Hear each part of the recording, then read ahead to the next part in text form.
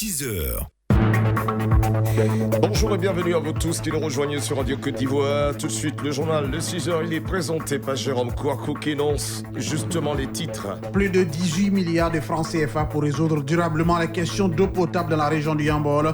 Le ministre de l'Hydraulique a lancé les travaux ce week-end à Katiola.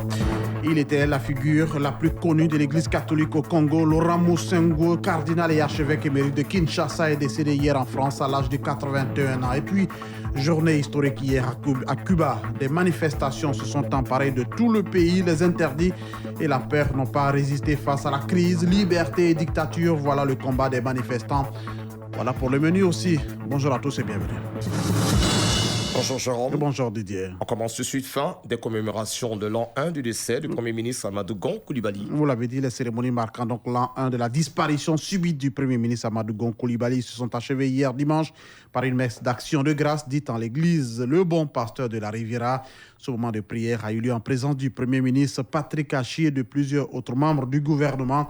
À Korogo, sa ville d'origine, cette commémoration a pris fin par une lecture coranique au caveau familial des bons moments de recueillement et de souvenirs. La correspondance de Siekwasi. Caveau familial des bons ce samedi, il est un peu plus de 10 heures. Plus de 100 personnes dévorent des yeux la tombe de l'ex-premier ministre Amadou Gon Coulibaly, décédé le 8 juillet 2020 à l'âge de 61 ans. L'instant est solennel et empreint d'émotions fortes. Sur les visages, on peut lire des cœurs qui soignent encore la déchirure de la disparition de celui qui était considéré comme le guide pour certains, le mentor pour d'autres. Derrière son père spirituel et politique, le président de la République Alassane Ouattara. Couleur dominante, le blanc immaculé, symbole de pureté et de foi en islam. Dehors, sous les bâches dressées, les populations suivent avec intérêt la cérémonie. Sous la supervision de l'imam central de Korogo, le Coran a été entièrement lu et de nombreux sacrifices offerts aux populations. Une seule chose compte ce 10 juillet 2021,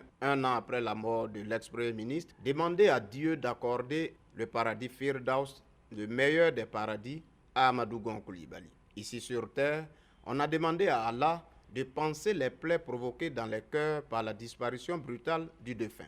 13 heures, fin de la cérémonie. La veille, les jeunes ont organisé une marche blanche et lumineuse à travers les principales artères de la cité du Poro. Dans leur motion lue au domicile familial des Gon, au quartier Soba, on retient ceci. Amadou Gon n'est pas mort, car son esprit plane toujours parmi nous. Esprit AGC. Siekwasi Korogo, Radio Côte d'Ivoire.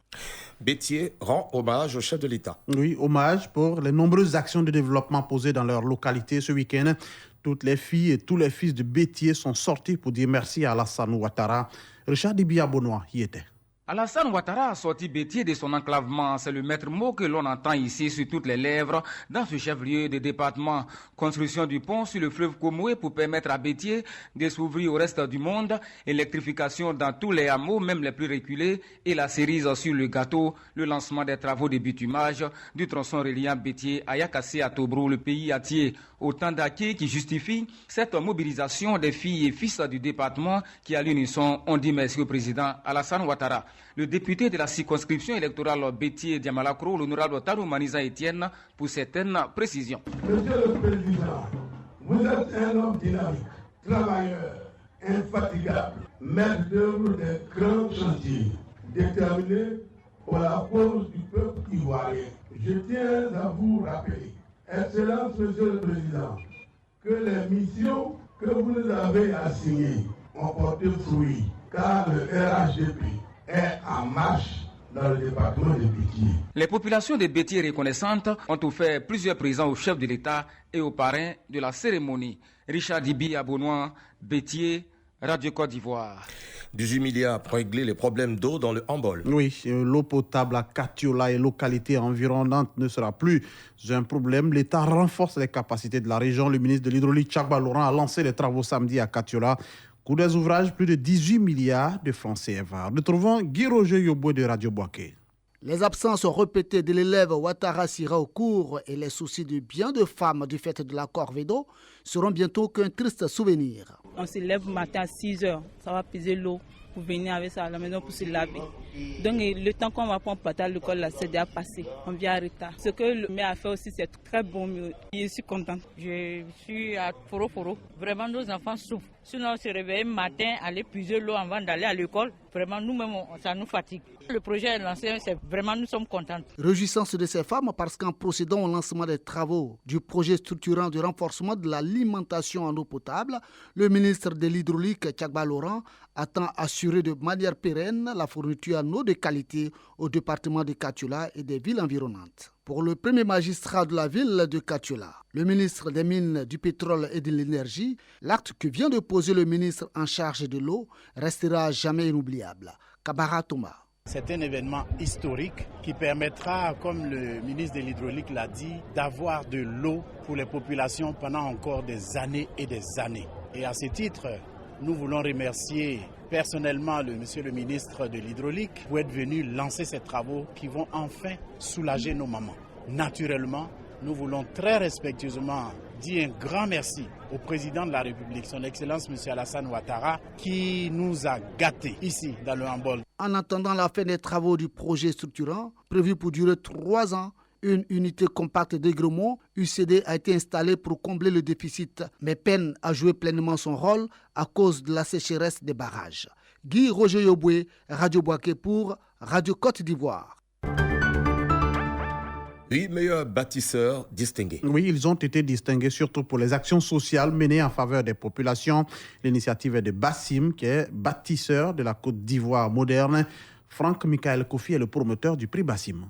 Nous avons un comité de distinction qui regroupe des journalistes, des communicateurs et des juristes à travers la Côte d'Ivoire qui suivent des gens, des opérateurs économiques qui sont beaucoup dans le social, qui posent des actions de développement pour aider l'État. Parce que l'État ne peut pas tout faire.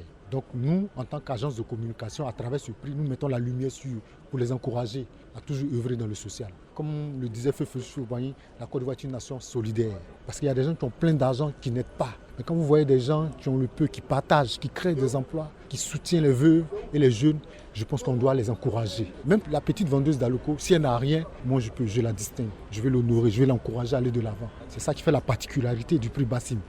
Autre volet de l'actualité, les journées de formation destinées aux acteurs de l'industrie immobilière ivoirienne est annoncée du 27 au 31 juillet prochain. L'initiative est de l'Institut Etsun qui rassemble l'ensemble des acteurs de l'immobilier.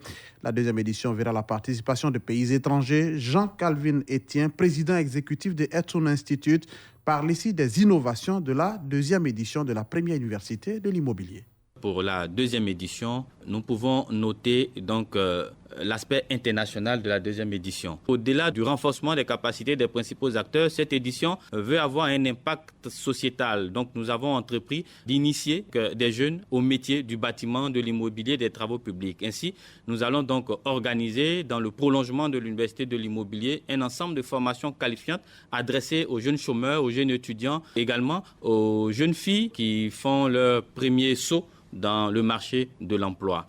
Cette année, nous avons entièrement digitalisé un ensemble donc de formations. Puisqu'il s'agit de formations, nous allons avoir donc l'occasion de déployer notre nouvelle plateforme d'apprentissage donc, que nous avons développée depuis 1 an. Et l'Université de l'immobilier sera donc l'occasion pour nous de dispenser des formations sur les nouvelles plateformes que nous avons donc mis en place. L'Action des chrétiens pour l'abolition de la torture à Katsi a tenu récemment un panel sur la restauration de la dignité des victimes de torture et de mauvais traitements, un cadre d'échange participatif pour des propositions crédibles en faveur de nombreuses victimes de torture en Côte d'Ivoire. Paul Angaman, président de la Fédération internationale des ACAT. Durant la période de la crise et peu après, il y avait beaucoup de cas de torture et de mauvais traitements qui ont d'ailleurs été révélés par la CDVR. Aujourd'hui, cette situation a beaucoup diminué. L'État de Côte d'Ivoire a fait des avancées en prenant des mesures législatives, des mesures judiciaires, mais il y a aussi beaucoup encore à faire parce que, par exemple, dans l'annuaire statistique judiciaire et pénitentiaire, on ne voit pas encore de ligne indiquant qu'il y a des cas de torture et de mauvais traitements. Si pour les tortures, on va dire il faut beaucoup plus d'éléments, mais pour les mauvais traitements, il y en a quand même, mais il n'y a encore rien. Donc, c'est des insuffisances à combler. Il y a encore beaucoup de défis à relever, de sorte à ce qu'on puisse faire de la réalité de prévenir et d'interdire la torture quelque chose de vrai en Côte d'Ivoire. Le dernier élément sonore de ce 6h nous conduit à Daloa, où la société ivoirienne de télédiffusion sensibilise les populations sur le déploiement de la TNT. La TNT qui doit couvrir normalement le territoire national dans sa phase active. À Daloa, les patrons de IDT ont parlé de l'extinction du signal analogique. Alassane Koulibaly est notre correspondant sur place. À partir du 19 août 2021, la région du Haut-Sassandra bascule vers la télévision numérique terrestre pour mettre fin au signal analogique. Les populations pourront s'informer sur cette chaîne gratuitement. L'information a été donnée par le directeur des moyens généraux de la Société ivoirienne de télédiffusion, IDT. C'était à l'occasion de la séance de sensibilisation des populations à la préfecture de Daloa. Awa Tanokan, directeur des moyens généraux de la IDT. Les avantages de la TNT, c'est la stabilité du signal, c'est la gratuité des émissions de cette chaîne que l'État nous a donnée. Lorsqu'il pleut, il n'y a pas de souci, mais il y a la qualité parce que l'image est claire. Pour bénéficier des avantages de la TNT, il est nécessaire de se munir d'une antenne UHF, d'un décodeur et d'un câble pour les anciennes télévisions. L'antenne UHF suffit pour les propriétaires des écrans plasma qui obéissent à la norme DVB-T2. Des points de vente existent à Daloa. Au terme de la rencontre, les participants saluent la démarche de la direction de la IDT.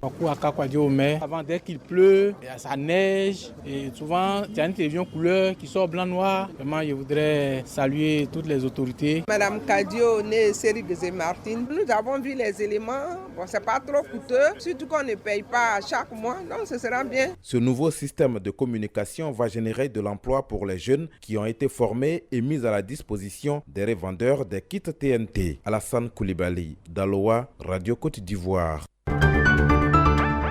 Dans l'actualité hors de nos frontières, en RDC, l'homme de Dieu le plus connu du pays est décédé hier. Oui, les hommages se multiplient en RDC, vous l'avez dit, après la mort de Laurent Moussengo, cardinal et archevêque émérite de Kinshasa. C'était la figure la plus connue de l'Église catholique au Congo, président de la conférence épiscopale du Zaïre, déjà critique à l'époque du maréchal Mobutu, malgré son opposition à tous les régimes depuis 30 ans. Les hommages dimanche soir étaient unanimes. Le président Tshisekedi qui salue un prince de l'Église qui œuvra longtemps au service du peuple. Son principal opposant Martin Fayulu, lui, qualifie le cardinal Moussengo de ciment de la cohésion nationale. L'ancien vice-président Jean-Pierre Bemba dit garder de lui l'image d'un père enjoué, altruiste et dévoué pour l'Église du Congo. L'ancien gouverneur du Katanga, Moïse Katumbi, parle d'un berger courageux, attaché à cultiver l'amour entre tous les Congolais. Le cardinal Laurent Moussengo était un pilier de la démocratisation dans son pays. C'est ce que tous reconnaissent de lui. Il est décédé hier en France, on le savait, très malade. On termine à Cuba. Hier dimanche 11 juillet, Cuba a vécu une journée historique. Des manifestations inédites se sont emparées de tout le pays, d'est en ouest. Des Cubains ont manifesté au cri de liberté et à bas la dictature. Sur l'île dirigée par l'unique parti communiste depuis plusieurs décennies, les manifestations sont interdites. Mais hier dimanche, la crise a eu raison des interdits et des peurs. Point final de ce 6h. On vous rappelle ce qui a fait l'essentiel. Et plus de 18 milliards de francs CFA pour résoudre durablement les questions d'eau potable dans la région du Yambol. Le ministre de l'Hydraulique a lancé les travaux ce week-end à Katiola. Et puis, il était la figure la plus connue de l'église catholique au Congo. Laurent Moussengo, cardinal et archevêque émérite de Kinshasa, est décédé hier en France à l'âge de 81 ans.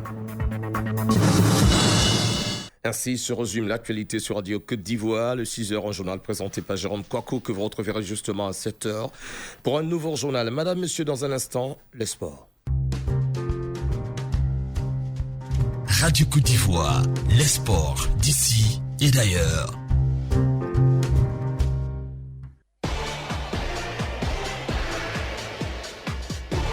Le journal des sports. Serge Dacoury. Il est là, bien installé. Bonjour Serge. Bonjour Didier, mesdames, messieurs, bonjour.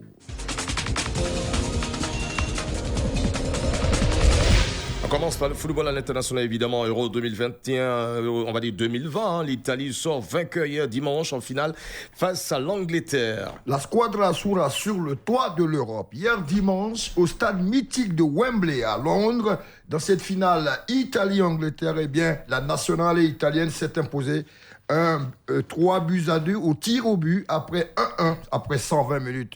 L'ouverture du score a été faite par Luke Shaw, l'anglais, à la 2e minute. Égalisation des Italiens par Leonardo Bonucci autour de la 65e.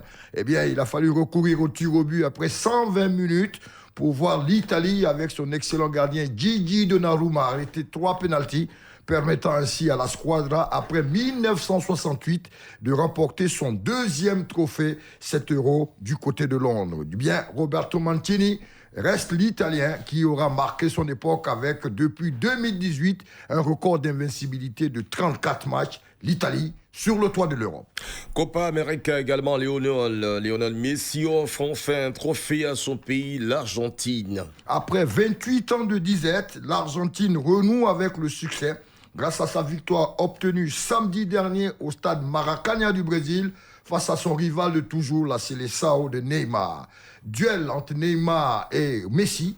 Eh bien, c'est Messi qui a le sourire et but de Angel Di Maria, l'Argentin, à la 22e minute d'un lob.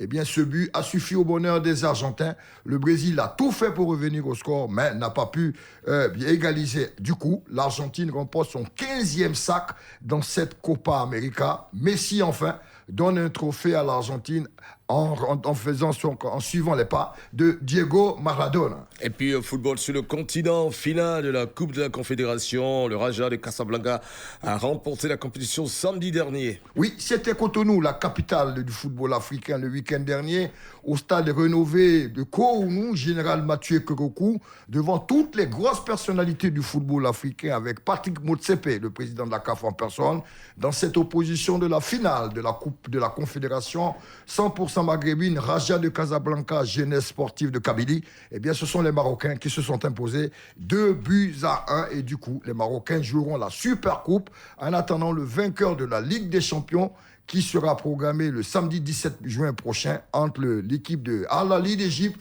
face au Kaiser Chiefs d'Afrique du Sud.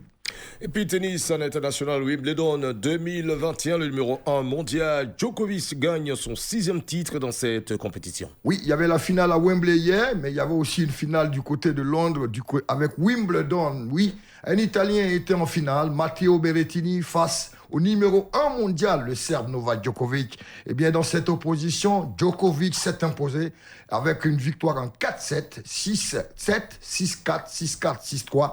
Djokovic remporte son 6e Wimbledon et égale du coup au titre du Grand Chelem les 20 titres obtenus par Roger Federer et Rafael Nadal, ses rivaux de toujours. Et puis on termine par cette mauvaise nouvelle, rugby éliminatoire Africa Rugby Cup. Les éléphants rugbymen battus, mais qualifiés tout de même pour la suite de la compétition. Oui, le 15 Ivoirien a été battu hier dimanche par Madagascar 24-19 lors du dernier match éliminatoire du tournoi Africa Rugby Cup Zone A. Au stade du lycée d'excellence d'Alassane Ouattara de Grand Bassam, les éléphants, après avoir pris l'avantage 9-0, se sont donc fait rattraper avant de s'incliner 24-19 à la mi-temps. Le résultat était de 14-9 en faveur des Baréas de Madagascar. Edgar Babou, l'entraîneur de la sélection ivoirienne, ne cache pas sa déception après cette défaite des éléphants. C'est une grosse désillusion. On l'avait répété aux joueurs toute la semaine que le match de Madagascar était un match piège et qu'il ne fallait pas se fier à la défaite large qu'ils avaient eue face à la Namibie et que c'était une équipe dangereuse qui se nourrit des petites erreurs. Donc effectivement, c'est une grosse déception ce soir. Sur les 20-25 premières minutes, on reste dans le cadre des consignes qu'on avait données et dans ce cas, on appuie là où ça fait mal par rapport à Madagascar, c'est-à-dire sur la conquête et la circulation autour du 9. Et à partir du moment où, avec la fatigue, on a commencé à ne plus respecter les consignes et à faire tomber des ballons, à jouer au pied, à se débarrasser des ballons. Là, Madagascar, quand ça avait très dangereux sur ces turnovers-là, a inscrit des points et a commencé petit à petit à nous faire douter. Dans le cas du Madagascar, on est satisfait d'avoir battu la Côte d'Ivoire devant son public, même si l'objectif n'est pas atteint. Jean-Fabrice Ranamangali, capitaine des Malgaches, au micro de Radio Côte d'Ivoire après le match. On a joué ensemble et avec le cœur et c'est ça qui nous donne la force de combattre les Ivoiriens. Et aussi techniquement, stratégiquement, on a amélioré par rapport au match contre le Namibie. L'objectif n'est pas atteint parce qu'on n'est pas qualifié sur la Coupe du Monde 2023. Mais on est content, même malgré la défaite, on atteint le premier objectif et c'est battre le Côte d'Ivoire. Rappelons que la Côte d'Ivoire, qui avait battu la Namibie 24-13 lors de la journée inaugurale, accompagnera les Namibiens premiers du tournoi pour la phase finale de l'Africa Rugby Cup en 2022, une compétition qualificative pour le Mondial 2023 en France. Madagascar termine 3e suite à la large défaite concédée lors de la deuxième journée 52-10 face à la Namibie. Et puis une note de cycliste pour terminer avec le Tour de France 2021. 15e étape courue hier dans les Pyrénées jusqu'à Andorre. Et bien dans cette étape, c'est l'Américain Sepp Kuss qui a été leader, qui est sorti vainqueur. Mais au classement général, le Slovène et tenant du titre, Tadej Pogačar, conserve toujours le maillot jaune de leader. Voilà donc tout pour ce qui concerne le journal de sport sur Radio Côte d'Ivoire. Et c'est déjà pas mal, merci Serge Takori.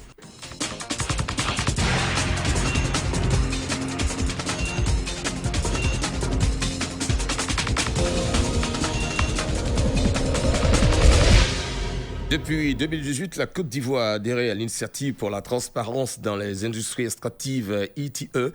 C'est une norme internationale qui demande au pays de divulguer les informations partant de l'octroi des licences et contrats aux entreprises du secteur extractif à la distribution des revenus. 13 ans après, quel rapport de l'ITE dans la gouvernance minière en Côte d'Ivoire? Martha Kissi en parle avec le directeur technique de l'initiative, Tengue Julien. L'invité du jour. Monsieur Julien Tinguin, bonjour. Bonjour madame. C'est quoi la vocation de l'ITIE? L'ITIE, l'initiative pour la transparence dans les industries extractives, est une norme internationale qui vise à promouvoir la transparence et la bonne gouvernance dans le secteur du pétrole, du gaz et des mines. La vocation, c'est de renforcer la gouvernance à travers la publication des données, l'accès aux informations, mais aussi le fait de susciter des débats publics pour engager des réformes. Revenons sur l'activité minière en Côte d'Ivoire. De quels moyens dispose l'ITIE pour faire la lumière vraiment sur ce secteur? Sur la transparence, sur l'octroi des permis, la production, la redistribution, l'ITIE vise à faire en sorte que les informations soient accessibles. Par exemple, au niveau du cadastre minier, il y a eu des discussions avec le ministère des Mines. Et si vous partez sur le cadastre, vous allez voir que les coordonnées des permis sont divulguées. C'est un exemple. Il y a des rapports que nous produisons chaque année. Ces informations que nous rendons disponibles contribuent à renforcer les questions de transparence. Justement, ça fait 13 ans maintenant que la Côte d'Ivoire a adhéré à l'initiative. Qu'est-ce que cela a apporté véritablement à la gouvernance minière? Je peux vous dire que la mise en œuvre de l'ITIE apporte au pays en termes de visibilité.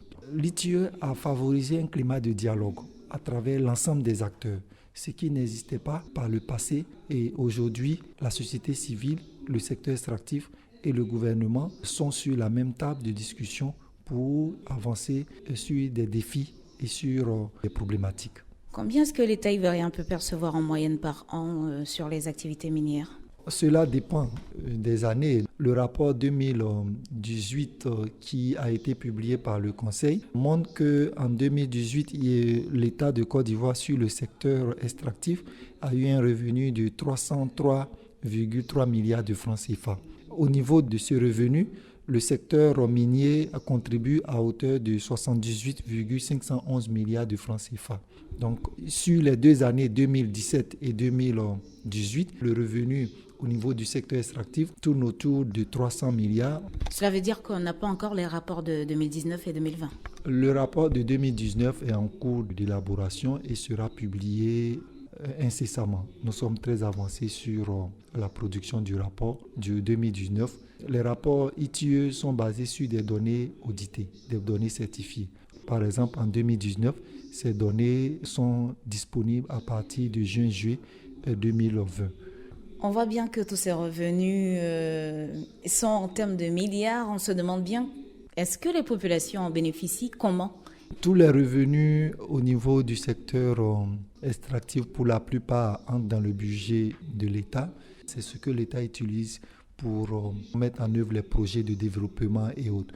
Mais mieux, au niveau du secteur minier et comme pétrolier, il y a un aspect social et environnemental. Par exemple, aujourd'hui, vous avez les CDLM, le comité locaux de développement minier, qui est mise en place et qui ouvre un compte alimenté par 0,5% du chiffre d'affaires de l'entreprise qui est en exploitation dans la localité pour financer les activités prévues dans le plan d'action.